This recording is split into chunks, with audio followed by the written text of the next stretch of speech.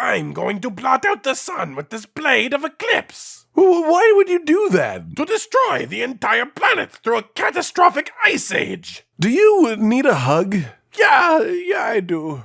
Ladies, gentlemen, and tarnished of all ages, it's that time of the week to ask yourself a very deep and important question. Are you happy with your weapons? Are they fulfilling to you? Not just good enough, but are they perfect? If they aren't, or even if maybe they are, and you just want to experience all of the crazy offensive options this game has to offer, then stick around for another set of 7 weapons you really don't want to miss on your journey through Elden Ring. Without further ado, firstly today is the Watchdog Staff. This colossal hammer has a standard regular moveset both in light and strong attacks, but does come with quite the unique skill, Sorcery of the Crozier.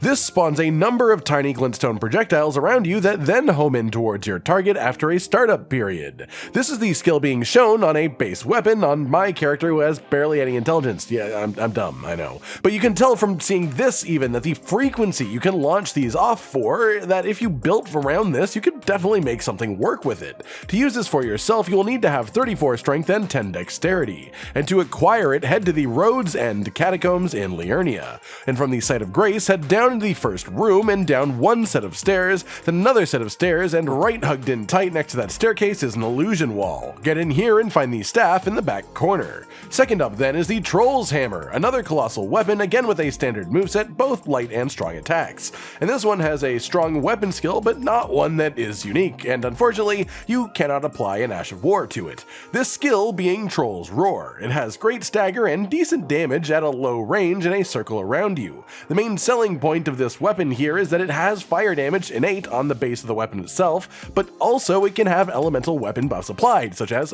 Black Flame Blade or Blood Flame, which are very rarely able to be used on weapons with fire damage as a base as well. This is important because it affects the entire rest of the build around it. If you put on a talisman that increases your fire damage, it will increase both the base damage of the weapon and also the damage from the buff effect, letting you double dip quite nicely in a way that you don't often get to.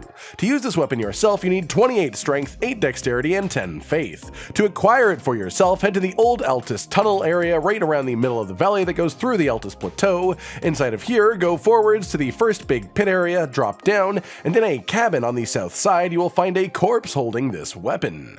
Third then will be the Icon Shield. This shield, for the most part, functions like a normal shield, aside from looking absolutely gorgeous, and that gorgeousness actually affects it as well. While this shield has no skill on it, it does have the passive effect of slowly raising your HP by around 3 per second while you have it out. Not with any sort of trigger or anything like that, just constantly, consistently, always permanently healing.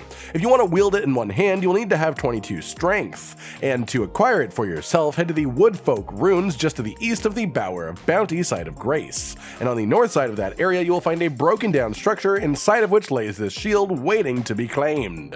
Fourthly, we have the Onyx Lord's Greatsword. This beauty of a weapon made of meteorites. As with the others so far, the moveset itself is generally standard, however this one differs in its unique weapon skill, Onyx Lord's Repulsion. First you thrust your sword into the ground, then plunge it deeper to cause a gravitational pulse, knocking back nearby enemies and dealing a chunk of damage. To use it for yourself, you need to have 20 strength, 16 dexterity, and 16 faith. To get one of your own, head to the sealed tunnel in the Altus Plateau, and then open the hidden illusion wall just to the west of the Site of Grace. I do have to wonder how many people haven't found this before, because it's just crazy to me that this ends up leading to an entire divine tower of the game, and it's just an illusion wall inside of a cave that you otherwise wouldn't really need to go to. Anyways, move through here and you'll reach a boss, defeat the boss, and receive this weapon for yourself. Afterwards, maybe you can even unlock the divine tower behind it too. That'd be cool. Fifth up then is the Guardian Swordspear. This weapon is super cool and has a nearly unique weapon moveset shared with only one other weapon in the entire game. Essentially, this swaps out the normal halberd moveset with one more fitting of a glaive, a longer ranged sword moveset rather than, say, an axe. And as a result, it makes the weapon feel incredibly dexterous. Fitting as, of course, the main stat of this halberd weapon is actually dexterity. The weapon skill is unfortunately just the basic spinning slash skill, however you can apply Ashes of War to it and make it whatever you'd like. To use it, you will need to have 17 strength and 16 dexterity, and to acquire it for yourself, you'll have to kill one specific specific enemy, the Guardians of the Erd Tree. Now you can find these guys around minor Erd trees in multiple places across the map, but probably the most dense grouping of them comes right off the Dragon Barrow Fork Site of Grace. Travel towards the tree, killing all of these fellows along the way, and then return once more to the Site of Grace to refresh and repeat until you get this weapon from one of them. Sixth today is the great Omenkiller Cleaver. This one has a nice standard moveset, and the weapon skill is also not anything particularly unique, this one being Wild Strikes. However, you can change the Ash of War on it, but mostly this one is just here because it looks absolutely gnarly. Not every weapon has to be great for its ability, some are great purely for their design, and I think this one is awesome. To wield it in one hand, you need 23 strength and 12 dexterity, and to acquire it for yourself, head to Volcano Manor, specifically the Guest Hall Site of Grace. From here, take a left out of the room and then another left, head up the stairs in the back and then run out of the main door of the building. Take a tight left and then go up the ladder that's in front of you, progress to the back right section of the roof, and drop down to a ledge. Enter the room and find an Omenkiller enemy in the back. Defeat him and receive his blade. Finally then for this collection will be the Eclipse Shotel. This legendary armament is particularly cool. It has a regular moveset, but the weapon skill coats it in the Prince of Death's Flames, which is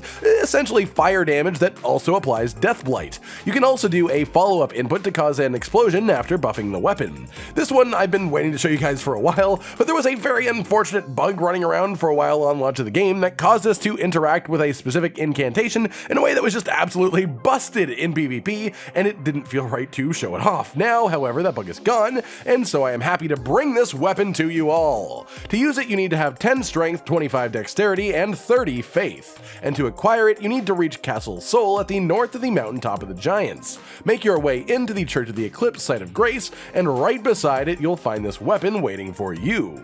And that just about covers it, everyone. Another awesome set of 7 weapons you really don't want to miss in Elden Ring. I really hope that at least some of you found something that you are really interested in and may actually change your gameplay experience. But regardless, I hope you all gained something out of this. Like if you liked the video, subscribe and hit the notification bell for more, and most importantly, ladies and gentlemen, until next time, stay sweet. Josh, Cotton, and Hollow with the videos, dropping the humor like a hammer on your tippy toes, bringing entertainment on a daily arrangement to take our insanity and turn it into entertainment. Yes, I said entertainment twice, to reiterate that it is nice to look into your faces on a mostly daily basis when you let us in your homes to make the whole world a stage. Goodbye.